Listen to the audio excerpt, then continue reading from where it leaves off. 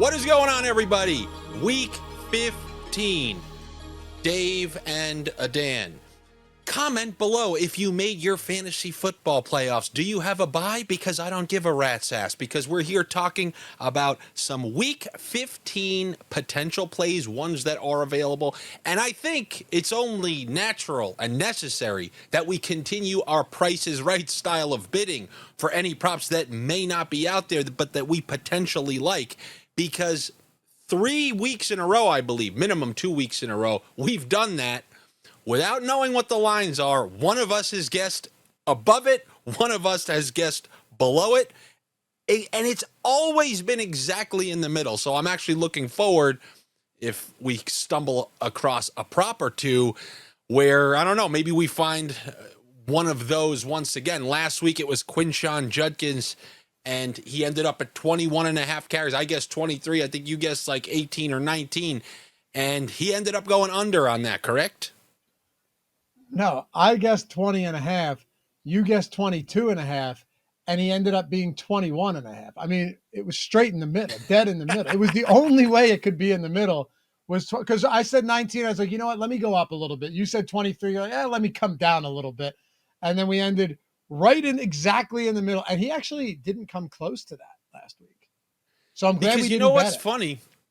Because, Dave, I talked about this the other day in my hockey video on Monday. I gave out a couple of player props for a game between two teams, bottom of the standings. One of the worst teams in the West, if not the worst team, and one of the worst two teams that you would never get excited about taking any player on those teams. But you're rewarded if you do because the props are so friendly. The price is on taking this guy for a point and that guy for a point. And it's because my theory is when trash plays trash, one of two things happens. Either, oh, this is the worst trash. Why did I ever do this? It's a 2-0 final on goals by 2 fourth liners. Or it's a, hey, you suck, we suck, let's get some points going so we can get a contract the next time we become free agents. And it was that. It was like a 6-3 or 5-3 game. Tons of props hit, and there was a lot of opportunity there. That's exactly what you saw in that Tennessee-Cleveland. We thought a trash end of the year. Come on, you saw Shedeur, and you had a quarterback throw for like over 300 yards in Shedeur Sanders. Touchdowns all over the place. Tony Pollard hasn't had a big week all year. Now all of a sudden he has big weeks. And you can get that between two bad teams any given week, but more specifically here toward the end of the season when you're out of it. It's truly understood you're out of this game. You're out of this season. So it's almost like you're seeing closer to preseason level efforts than you would postseason level efforts. You're more likely to get a team like Cleveland, who has a great defense. What incentive do they have to just bring every last? They're a little more likely to get in the shootout, although I know it seems a little crazy, and I bring that up because there's a game I want to talk about. You wouldn't think it's the game that I'm leading off with here, Week 50. I guess that's what, when you know a show is a sports betting show, every other show you see on television, on the internet, they want to get clicks. What are the biggest storylines this week in terms of games, Dave? Like give me like a game or two where everyone is opening up talking about. And by the way, I have a phrase for that. I always call it it's the stoppable force against the movable object, right? It's the inverse of the actual saying. That's what it is. Because in football, that game could have ended 10-3 and no one would have batted an eye. You know what I mean? Because it's just two bad teams overall. And those games can also just go off the rails in any direction. That's exactly what it is. And I think it provides a lot of opportunity in those spots as well, like you said. Uncertainty is where I like to place bets on long shots. That's where I think you should be. And I'm with you. The big storylines, well, Phillip Rivers is one of them. That's before we talk about he might honestly be starting this week at 44. I think all 12 of his kids are grown up and out of the house now, and Phillip Rivers has had time to get right. Greg said to me, I can't wait to see those plates delivered on a tray. Yeah. For those of you who are so young, Well, because I mean, I thought about this. I'm talking about Phillip Rivers to my girl. She's like, yeah, I've never got to see this guy play. Phillip Rivers, Andy. She truly has never seen, because she paid very close attention to Florida State because she went there. They won a national championship. And it was kind of me these last couple of years that got her more into football. And she's from Cincinnati. So once they drafted Burrow, she's been locked in. There's only been 1 year where Burrow and Rivers were in the league, and there was that hilarious graphic about children and grandchildren. I don't know if you saw that being shared, but there are many people who don't know about this plate chucking Phil Rivers, who looks like he's bringing a dinner plate into your room. That's how he delivers his passes. These weird sidearm plate throws, and I cannot wait to see this guy out there. I hope he's out there. But I'm saying in terms of like, if there are, they're opening up Sports Center or one of these Stephen A. Smith, Skip Bayless shows. They're talking about the Bills going to New England, and we will talk about that. They're talking about the Broncos playing the Packers. I mean, these are huge games with pivotal standing implications. Rams, Lions. Yeah, oh, yes. But it's a sports betting show when you open up talking about the New York Giants hosting the Washington Commanders. Two teams with zero to play for. Mm-hmm. Zero to play for. Zero. And I think this is the game that actually presents opportunity. Are you going to see either of these teams go all out on defense? The last effort that you saw from the Commanders where it's like, all right, we're on national TV, we're going to see if we can make a name for ourselves, was that Broncos game where they kind of tied it at the very end and then lost on a 2-point conversion. Now you're getting mail-ins the rest of the way, I believe, from both of these teams. I think there are opportunities here, Dave. And now I think maybe we could start the bidding, although I have a half answer. But what I'm looking at is Terry McLaurin, who missed a chunk of this season. And in his first game back, I mean, he had over 100 yards, but he didn't play his full complement of snaps. Now, last week, you would be discouraged by seeing his stats, but he played his full complement of stats. And this guy he's missed most of the season, but now they've ramped. I don't know, you're smirking because I think maybe this is a thought you had. I wish I could share my screen right now because I had Terry McLaurin receiving up on my screen as well. Yeah, that's hilarious. Yeah, well, yeah, that's funny. Dan, minds think alike, but so do Dave type of minds. And I don't know. So what do you think about Terry McLaurin? You're talking about McLaurin against a Giants team that has nothing to play for, especially defensively. Let's get some points up on this board between two bottom-dwelling teams. What do you think here? Yeah, well, two interesting points here. One, while Marcus Mariota isn't exactly good, we've seen him operate a decent amount with Terry McLaurin. Not a ton, but enough. The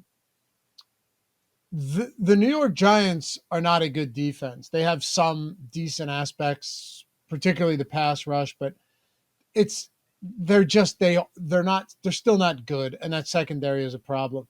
The more I think about this, like if it's up to 60 and a half, 6 or 61 and a half now, which I think it is pretty much everywhere, Zach Ertz is done for the year, right? Maybe his career. Like it's very possible Zach Ertz's career is just over with the Achilles. Deebo Samuel's at 41 and a half. And while Deebo Samuel isn't maybe as much of a target monster, you look at the games that he's played with Mariota, and I tend to actually like taking that lower number more on Deebo. I normally agree with you. I really do. Like, yeah, I mean, we've talked about that a million times. But many times the lower guy, I think in many of the cases we've looked at, like, let's talk about a year or two ago, we would always take the T. Higgins at 55 opposed to the Jamar Chase at 77. We would always take the Devontae Smith at 46 opposed to the A.J. Brown 68. But in this case, as the season has gone on, Deebo looks worn. I mean, look, he's looked worn as his career has gone on, had a good start to the year. Now, I know we could point to that Broncos game. I honestly think he had 10 yards until the final, the final drive, he caught like a 30, 40-yard pass. Yep. I would just be weary of that because he looks pretty bad out there right now, just as the season has That's also progressed and they've had to use him a lot. Fair. It's still the Broncos, though. Like, this is the Giants, and this game actually has a pretty decent total. I think, normally you'd look at a game like this and go, it's got to be super low. These are terrible teams. But again, it is. It's the movable force against the stoppable object. If this game ends up being 14-10, you go, well, I kind of saw that coming. But it's at 47.5. That's a big total. Outdoors, they're winking at you, man. They're winking at you. Yeah, outdoors, and no Zach Ertz. So then you really just have to ask yourself, like, all right, so who replaces Zach Ertz? There's nobody. Ben Sinnott has been a disappointment. That's a guy they expected to take a leap forward. John Bates is not the answer. Zach Ertz was actually a quality pass catching tight end, despite the fact that he was, in the twilight of his career. He was coming off a 100-yard game against the Denver Broncos just a week ago, right? Like, this was a guy that was garnering anywhere from, 6 to 8 targets normally per game. Those are vacated. They have to go somewhere. So do you start just targeting Treylon Burks more and Jalen Lane? Or do you start looking more towards guys like Debo and Terry McLaurin? So I think you could make the argument towards both McLaurin and Debo Samuel that this might just be a good enough game environment. The only downside, and the reason that you're seeing obviously like not very high totals here for these guys, is because the New York Giants run defense is also a travesty this season. So then, okay, Chris Rodriguez Jr. is at 50.5. That's a pretty decent number for Chris Rodriguez Jr. And he's not going to be the only one that ends up having a rushing prop.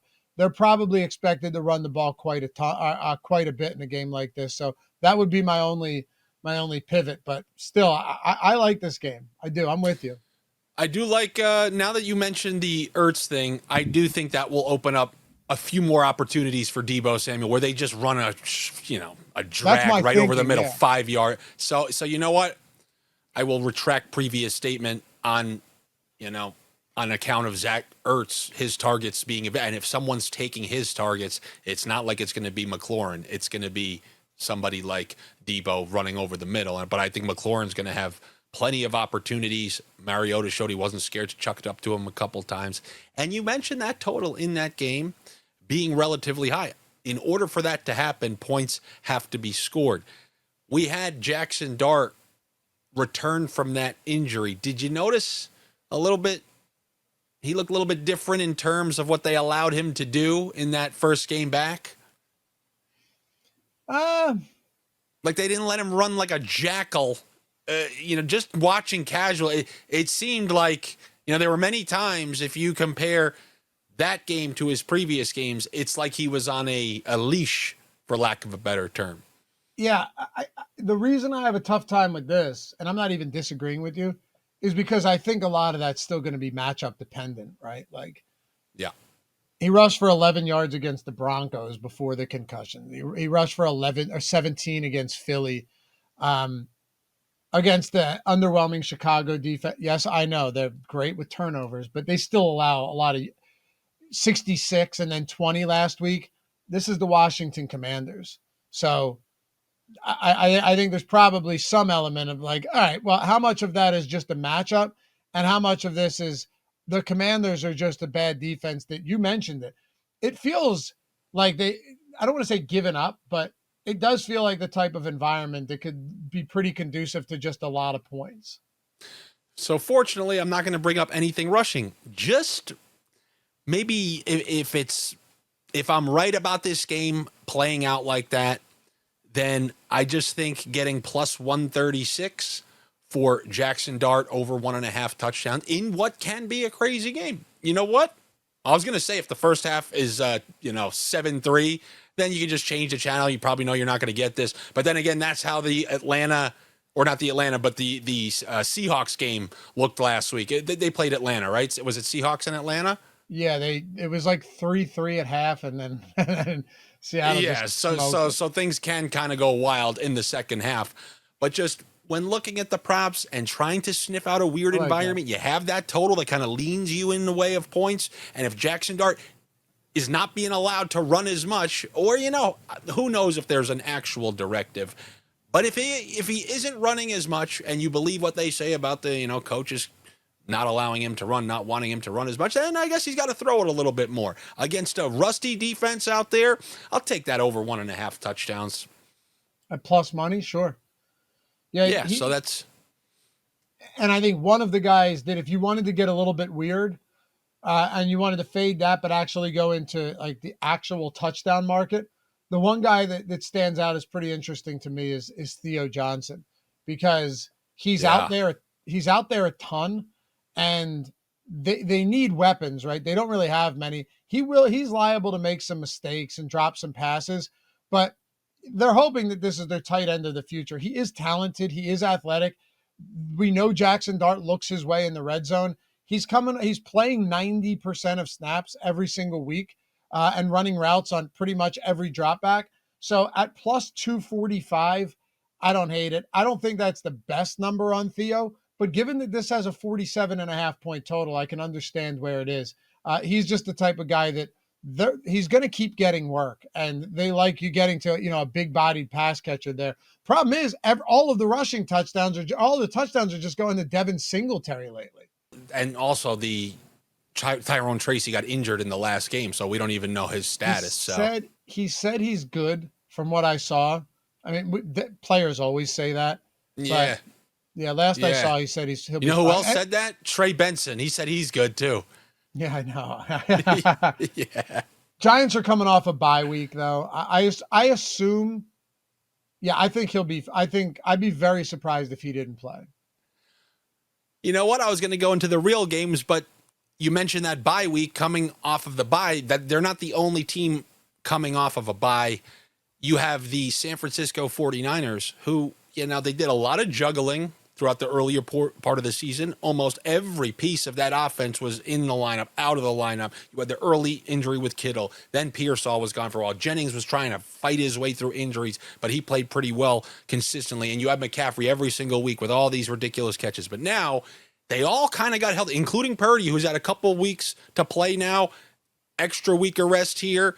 Now they're coming out of this, and they're playing one of these teams who you saw a mail-in performance last week. Who knows what they'll give you this week?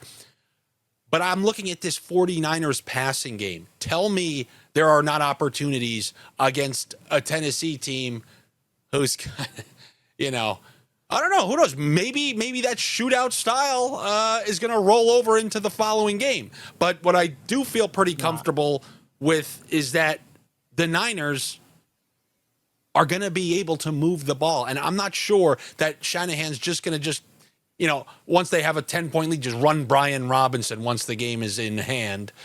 I really think they're going to try to get this offense. I feel like they took the bye to get this cohesive unit, which now is going to be responsible for the majority of the Niners' success because their defense is still decimated by injuries. And I think maybe, who knows if it's going to start this week, but I think we're going to start seeing the Niners throw the ball more because as soon as they start playing good teams, they're going to concede games like the Rams game where they're going to have to keep up.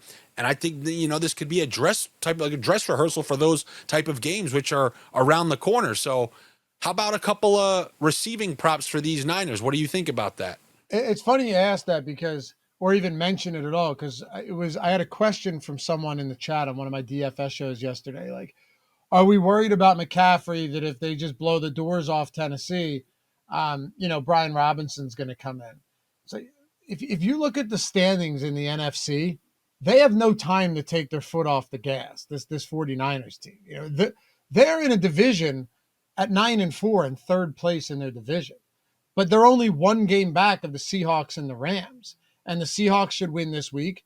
They're massive favorites against, in all likelihood, Phillip Rivers against the Colts team. That's insane. Right? That's insane that he's starting that game up crazy, there. Man. And I loved him too. The Antonio Gates, Vincent Jackson days, LaDainian, like they had some awesome teams.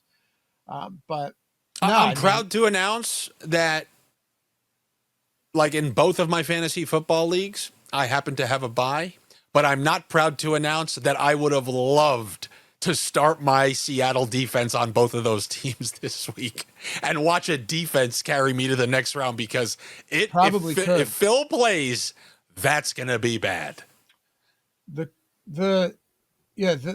Colts have a 13.5 point implied total this week. So, I mean, it's just nuts. But yeah, the Rams and the Seahawks are 10-3. The Rams have the Lions this week. Oh, wait a minute, Dave. I have to interrupt.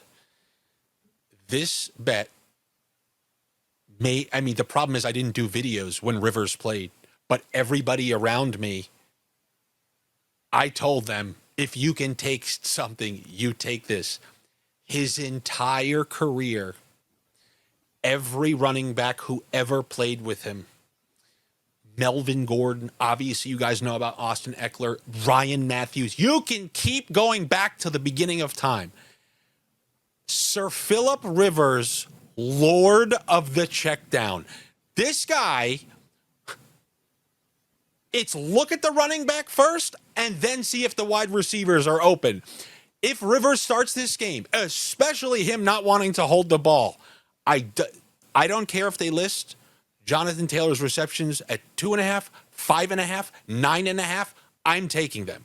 That's how sure I am of Philly Rivers. Like literally before, I was still auditioning at the time, but I was yelling down the streets to take Melvin Gordon's receiving yards, and everyone was always happy.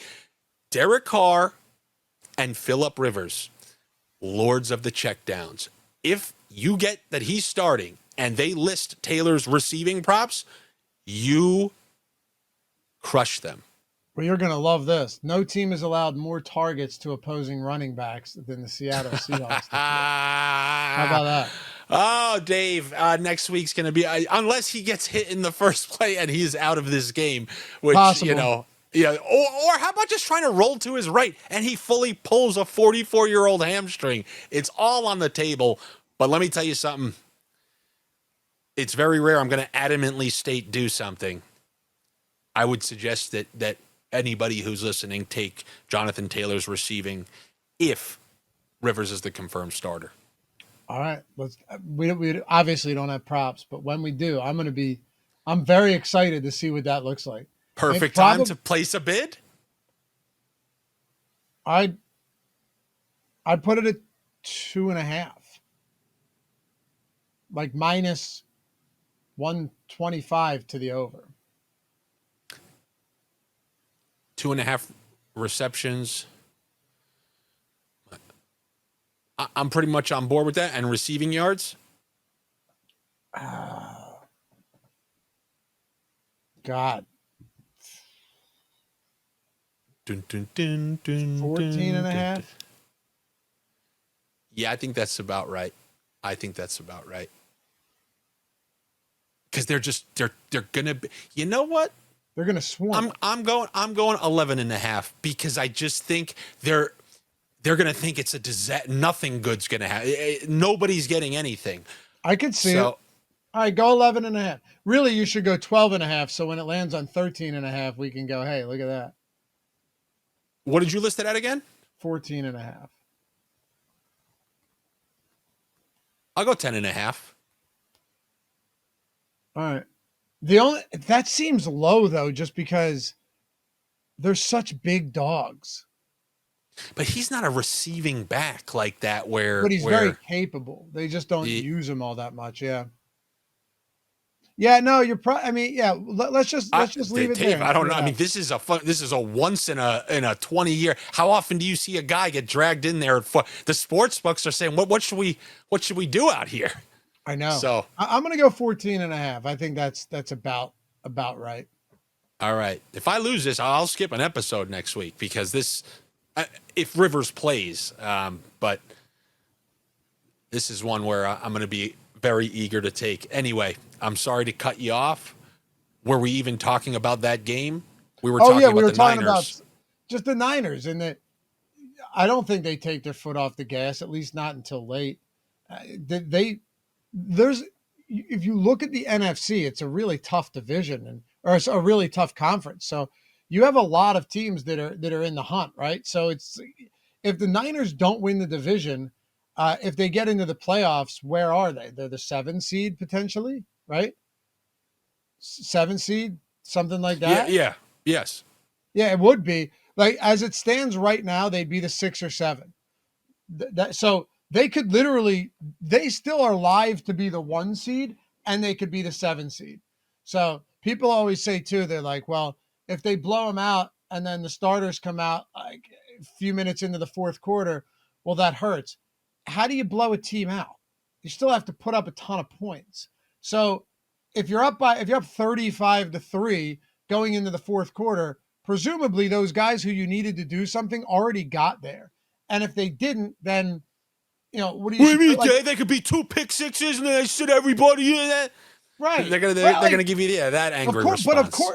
But that could be the case in any game. That's what I mean. I know. That could be the case in a game that doesn't blow out. It doesn't matter. Yeah. So you can't account for that. And yeah, so if you're talking about a blowout and say their implied total is like, I don't know, it's probably like 28, 29 and a half, and they have 35 points after 3.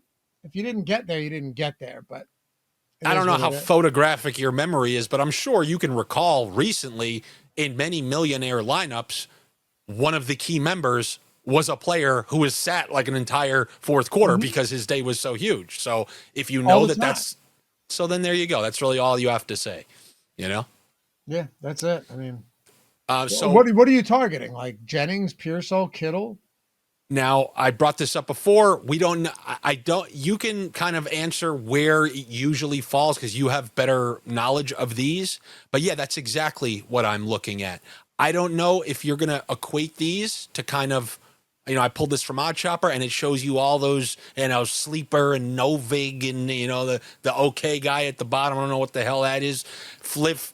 Dabble, I don't know. I think. Yeah, so I don't know how...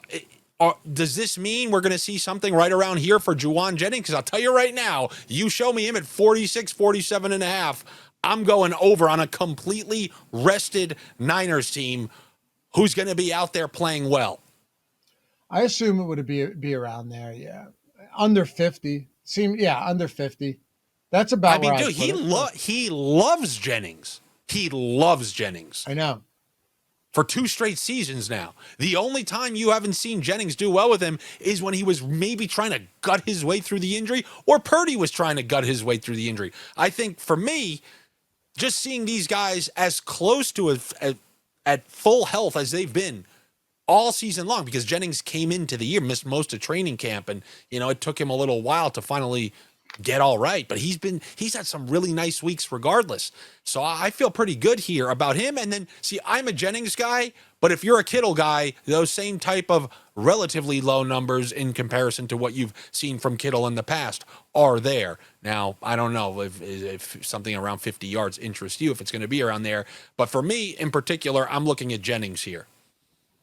Yeah, I'd rather go Jennings as well. I guess there's nothing on Pearsall right now, but I think it's hard to have any. It's tough with Pearsall. I really loved him coming into this season. I mean, a lot. And he had 2 of his first 3 games were 100-yard performances. Pearsall looked awesome.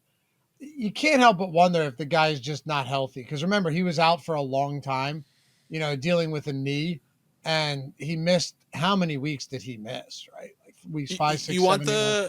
You want the best answer I can give? When everybody's there, Purdy, I believe, defaults to who he's most comfortable with and who runs the type of routes that are most suited for Purdy's throws. And Pearsall, he's one of these perimeter down the field guys. Now, in those weeks, it was literally no Jennings, no Kittle, so there was no one else to go to. So he got force-fed the ball. Both of those guys. Well, Kittle left the game and Jennings didn't practice like once, and he tried dragging himself out there. But I think, as he got healthier. I totally understand. I totally get that. I'm not saying but I'm not convinced that Pearsall's healthy either. I think there might be something going on there. Yeah, sure. We could go with Jennings here. This team always concerns me because there's simply no way to know what they're going to do. I mean, they might put their foot on the gas, but it could just be Christian McCaffrey going nuts. This does not, though, feel like the game where they need to give Christian McCaffrey 30 touches. I'll agree with you on that. Fortunately, I had nothing to say about the running backs. That was your, angry YouTube commenters. But nah, I was just more so looking at these receivers because I just do feel if you start to see the offense really do well, numbers like this aren't going to be around anymore. So I just always get nervous. I don't want to miss out on the last week of an appetizing total, which, it happens. As soon as you see it, that's, of course, when it becomes too late. Now, I guess I do want to talk about one of the games that most people are kind of focused on. I know you usually stay away from the big games. Sometimes I really love those are the ones where it's just like the NHL. I say, show me two real teams playing for something on the line. I feel like I can guide you in the right direction more often than not. You show me two wacky teams or a great team like Colorado who has 2 losses all year, and then they played net. They're not getting it up for that 5 in Nashville on a Sunday or Monday. And you saw that they lose to Nashville last night. But when you have two teams with a lot on the line, you're going to see most of those teams' best shots. And I feel like that becomes the most predictable in terms of, okay, well, I feel like I know what the Bills play like in big games. I know what the Patriots, every game seems like a big game for them because when you're a young team, you try to get as many wins as you can. But I'm here looking at this Bills-Patriots, and I feel like maybe I'm about to have the chalky narrative, but it's the one that I guess it's a Dave and a Dan every once in a while. I think you provide yourself the luxury to become a Dan. I've seen you be a Dan here and there on some plays, and I don't know if this is what they're doing. But by God, I know I told you last week about that Buffalo Bills Super Bowl ticket. I'm sorry, it's becoming a thing now. They have to go to they have to go to a Super Bowl because I will use this year. Like if somebody's I have no problem with the Bills. I don't really have a problem with most. I don't have a team, unfortunately. And I'll get into a whole theory on that. I grew up only really liking hockey, got into college. When I was in college, I really got into football. I believe you're not allowed to choose in a team as an adult because you need childhood nostalgia to truly have your heart wrapped up in something. You're right. So I refuse to just pick some Houston Texans or some other team and say, oh, yeah, it's like when people became Brooklyn Nets fans. There's not a real Brooklyn Nets fan out there. There isn't. Some guy just started liking them, and that's why nobody cares about them. Anyway, the Buffalo Bills, they need to go to this. I'm not saying they have to win it, but you can't say the sentence that there might not be Mahomes and Lamar and Burrow, and you still some carny beat you. No, but Andy, the Denver. No, they're all carnies in comparison to what we've seen these last couple of years. You had to get through Murderer's Row. They got through some of Murder Row. They beat Lamar last year, lost to Mahomes. You always had to get. He lost to Burrow one year. So, you have all those roadblocks. There aren't any in the way this time. You have to beat these inexperienced teams. And I really do think that starts in this game against the Patriots, where I truly feel if you go back and watch that Bills-Patriots game, it kind of felt like they were controlling the division. They lollygagged through most of that game. I feel like you're seeing the Bills that you saw against the Chiefs. I know it's on the road. Josh Allen when he plays his hero ball, it doesn't matter. He's running. It doesn't matter if he's on the home road. We've seen him play great in Kansas City. We've seen him play great in pretty much any environment that he needs to. I believe he's going to pull out the stops here, and the Bills will be extra motivated. You're not going to see the defense lollygagging around like that. And if you're going to say, well, what about last week? No, I do think against a 2 or 3 win Cincinnati team, you still can lollygag because it just doesn't get the same thing out of you as this one right here against the division-leading team who I believe they can still catch them, right? I think so, yeah. Yeah, what are they, 2 games back? And if they win this game, so they're 2 games back. If they win this game, they go to 10-4. The Patriots go to 11-3, and now they're 1 game back with 3 games to play. So, yeah, they absolutely can. Not to mention, this is a team like the Bills lost on prime time at home to the Patriots. You mentioned it. It was also a game where the Bills took a lot of really uncharacteristically bad penalties, if you remember. And, typically in these type of spots, winning both games in division, when you're looking at two teams like this, yeah, the Bills look. If I were betting this game and I haven't yet, the Bills are a side that I would like. It does feel like they're going to be the public side though. Patriots are coming off of they're begging you. They're begging you. Look at that spread there. Yeah, that's a great point. Patriots are coming off of a bye. Again, though, I'd probably just stay away from this one. Yeah, I understand. But really, I wanted to use this to kind of parlay my way into saying that Josh Allen, this is one of those games he wants to win. He will do what is necessary. You saw him gallop quite a bit when they needed those points last week. And I think his rushing number, you know what's funny? In games like that, when I have a feeling of how it's going to go a certain way and how a quarterback's going to have to play a certain way, I don't even know what his number was last week, the week before. Someone could be yelling, he's a 23 normally. You're going to take the... No, this is me just assessing a game, saying this guy, if he doesn't like the way things are going, he's tucking and running, especially coming off the heels of last week when he saw what those huge runs did for them, when he ran it in for that long touchdown, and then when he iced the game essentially with that long run on it for a first down. I think he's going to be running that ball, especially James Cook dealing with a couple of fumbles these last couple of weeks. I'm going to go with that over on Josh Allen rushing in a big game, a game that they care about. I've been very high on Josh Allen lately as well. When you get him into these situations, he's the one that just takes over because he really doesn't have any quality pass catchers right now. You know, Kincaid returned fine. Keon Coleman, that's great. Khalil Shakir is, again, fine. Dawson, he doesn't really have anybody. You have James Cook, but the Patriots have a very good run defense. They can stop running backs.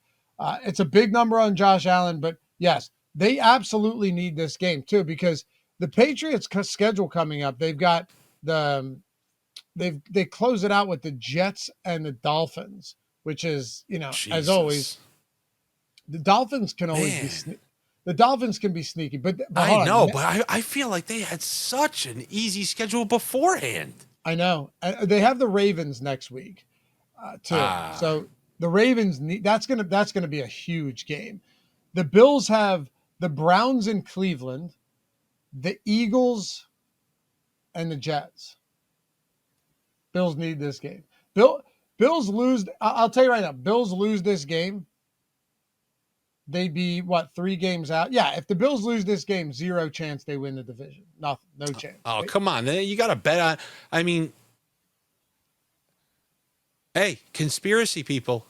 Hey, rigged people. Which route is better for the NFL? See, now you actually have to do it. Now I'm telling you that one makes more money and makes more people care, and you could sell advertisements for more money if the Bills win this game. So go ahead. It's rigged. NFL needs to make every last dollar, right? There's no way the Patriots can win because it's rigged. So go ahead and take those Buffalo Bills. It's rigged, right? You said it, not me. So you have to bet the Bills.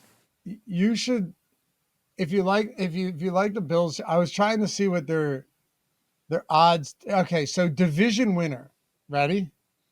Yeah. The division winner.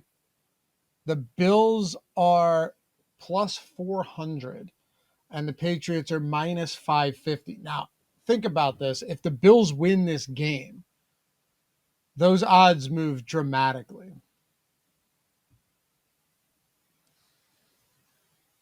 Do you consider plus 400 good odds?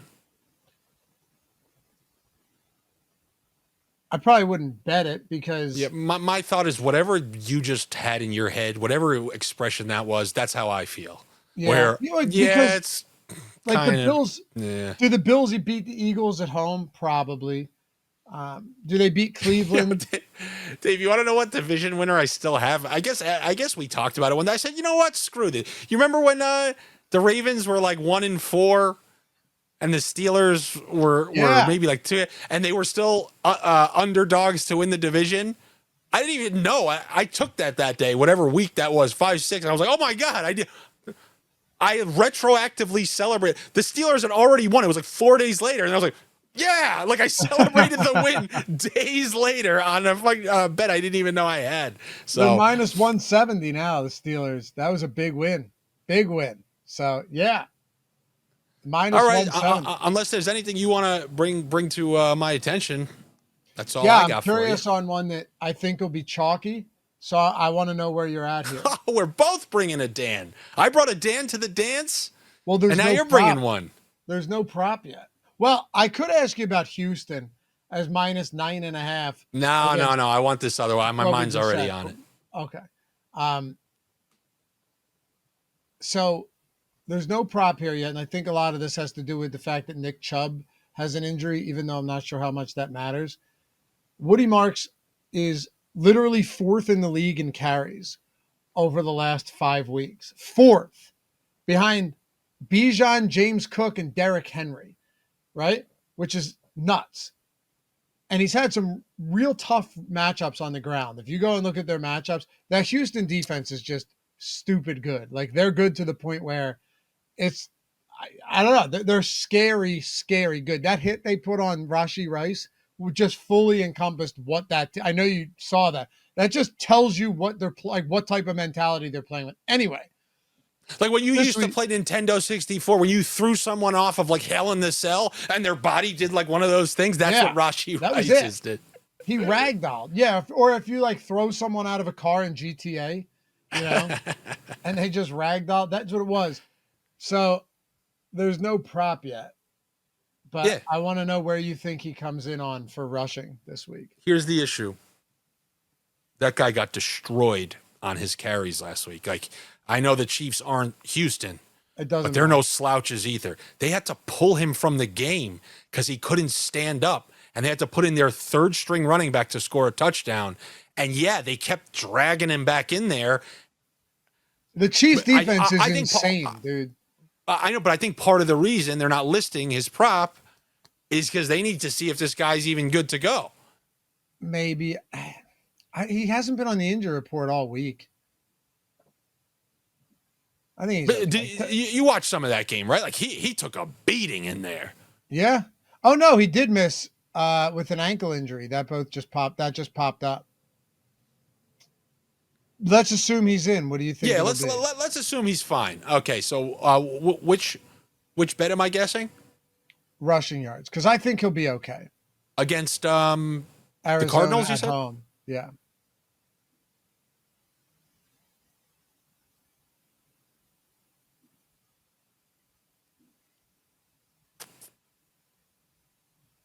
Just keeps going up in my head.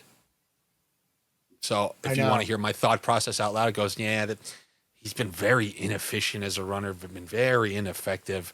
I mean, I think they'll list him at 57.5, and then everyone's going to go nuts. But I'm like, no, but do they know Nick Chubb's out? So if Nick Chubb's out and they know this guy's getting all the work, probably going to bring it up to 63.5, but 63.5 at home against a team that's catching beatings is probably not even enough. So my final guess is 68.5. Okay. I'm going 72.5. Pretty crazy that we're within 4 yards. Was that your actual? That was my. That was my original. No, that was my original guess. Yeah, 72.5 was like that was the number I had in mind. That was it, because if he's healthy, I think they're just going to force feed him, and they've had really tough matchups.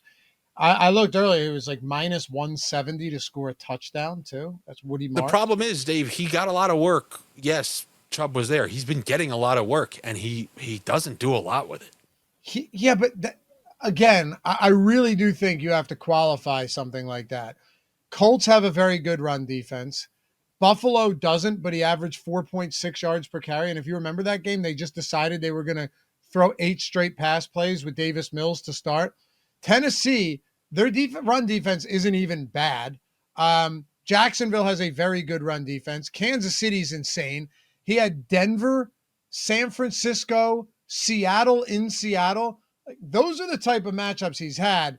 And I'm not like fully absolving him, as a rookie. I don't think he's great, but they clearly see something in the guy. And those are some really tough matchups, man. Some really tough spots. All right. Okay. Hey, look, I demanded you to take a bet around a 44-year-old quarterback and said you better do it. So, if I can demand that you trust some guy who hasn't played in 5 years to deliver a couple checkdowns, then I'll trust that Woody Marks can can have somewhat of a breakout. I want to see here. where it is, though. I think we need to see where it is. We're never too far off, Dave. That's what I've learned here. That's it's true. gonna be somewhere in that vicinity. So we can add that one to the list. All right, man. That concludes a little week 15 here. My one Willy Wonka best ball ticket is on to the next round. So now, by the way, I don't even know how it works. What do I have to do this week? Nothing. Just pay attention or don't. Doesn't matter. But is it just now I'm in the national standings and whoever has the best team? Yeah. No. No, you go into another one with it's a 12-man field. And then if you get through that, then I believe the final round is like 500 people remaining or something. That's it? And the final round, not this round, but the final round. So week 17. Wow, that just seems like a low number to me. So, all right. Root for those Jonathan Taylor checkdowns because he's on that roster. My one Willy Wonka ticket has a shot. Matchup. Yeah, tough matchup. I got a lot of him too. I'm hoping for a game, man. I hope you're right about Phil Rivers. Just give him 8 receptions. I don't care what he does with the yards. Just give us the receptions for sure. But yeah, we'll see what Woody Marks comes in at. I may bet it, I may not. You can find all of my bets. If I do, all of my bets are over on Tails for free, and Andy's kind enough to put the link in the description. So head over there. We just opened up comments to everyone too, so you can take the conversation off of Twitter, off anywhere. Go into Tails, comment, leave me your thoughts on these bets, and give me a follow, turn on notifications, whatever it may be. But everything's free there all season long. And can I tell you one bet that really, man, the past couple of weeks, I hit a Jahmyr Gibbs ladder in the early third quarter. All right, cool. Which was good because the week before that I had an Isaiah Likely one that he fumbled at the goal line on a parlay. Yeah. And then on Monday I had Kamani Vidal 15 plus rushing attempts at plus 750. I wish you and I were talking because I know you would have loved this one. Just given the uncertainty around Amari and Hampton, right? Yeah. Yep. And I'm like, wait a second, plus 750 on Vidal when this guy's been good and Hampton's missed 2 months. He had 14 at the end of regulation, and they come into overtime. He returns the kick. He stays on the field, and I'm like, oh, dude, we're going to get it. Fine, I needed overtime. We're going to get it. Justin Herbert does this perfectly executed read option, fakes the handoff. Vidal goes, I'm like, he's got the ball. That's 15. He's got it. And then Herbert, the camera just goes from Vidal over to Herbert. And Herbert takes off for 25, and Vidal never came back into the game. That is one of those heart-dropping ones. It made me think what a job that could be. Because when it comes to bad beats, now that one, the way you painted the picture, it actually is a story worth listening to. But so many times people tell you about the 15th leg of their parlay that didn't hit, and it's just like yeah, of course. I know, but it makes me think that what a job, not a therapist, obviously, somebody that listens and absorbs your bad beats and makes you feel better by relaying similar stories back to you.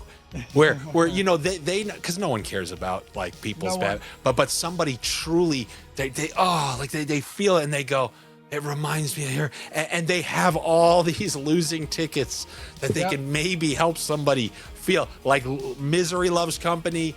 Losing parlayers on the last leg also love company. And that's where we will leave this one. Dave, thank you once again for all of your insight, everything you bring to the show here. We'll be back week 16 for, the fantasy football semifinals and another round of sniffs where we will try to sniff out those games with some weird shootout potential because the buys are completely done and there are going to be plenty to choose from. Guys, remember to do those things. If you enjoyed this show, like, comment, subscribe, call your dad, tell him he's a great guy, then click the hype button if you want other football fans to see these videos, other sports betting people to see these videos. Greatly appreciated on my end. And then we will be back with you next week for week 16. Take it easy. We will talk to you then.